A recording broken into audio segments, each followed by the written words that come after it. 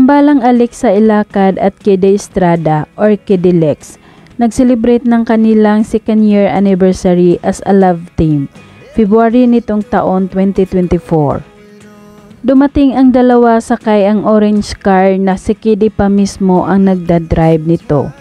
Sinalubong sila ng kanilang mga fans at mga organizer ng naturang Kede Lex Fans Club 2nd year anniversary.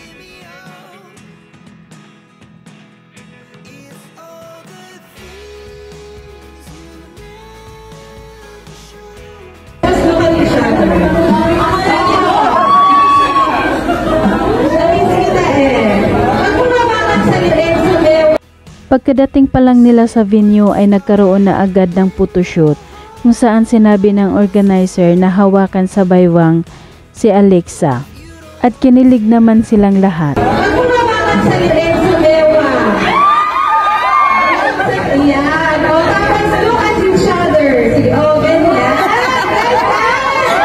At pagkatapos hawakan sa baywang at nagtitigan ang dalawa ay may sumigaw naman na kiss.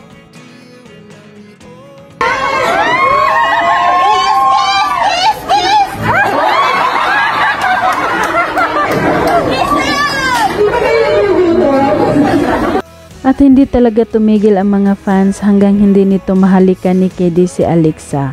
At ang ginawa ni Kede ay hinalikan na lang niya ang kamay ni Alexa.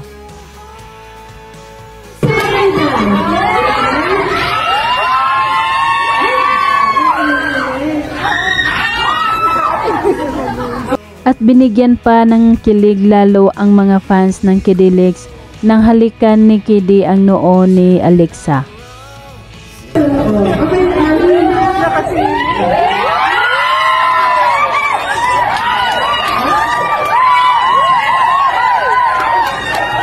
At pagkatapos ng kanilang photoshoot ay kumain naman ang Kede Lex.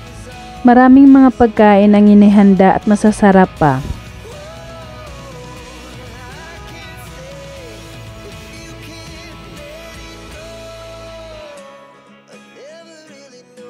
Napaka-sweet talaga ni Kede kay Alexa. Habang tinititigan niya ito ay hinahawakan niya ang ulo ni Alexa.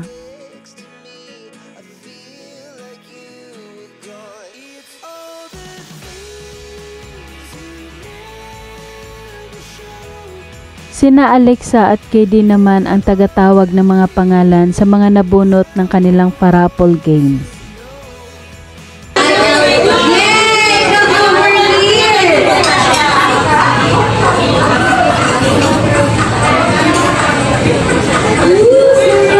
At bago pa man magtapos ang kanilang get-together, nagpaabot ng pasasalamat ang Kede Lex sa mga lahat na sumusuporta sa kanila at nagmamahal hanggang dulo. Di ba dali ko ang ginagawa niyo lahat para sa amin? Kaya kami ni Kede, we're always so thankful and we really appreciate everything that you do. Samantala sa mga short capture video naman kay Kede, napakagwapo nito habang nakasuot ng kanyang sunglasses. Samahan pa ng kanyang napakagwapong mga ngiti.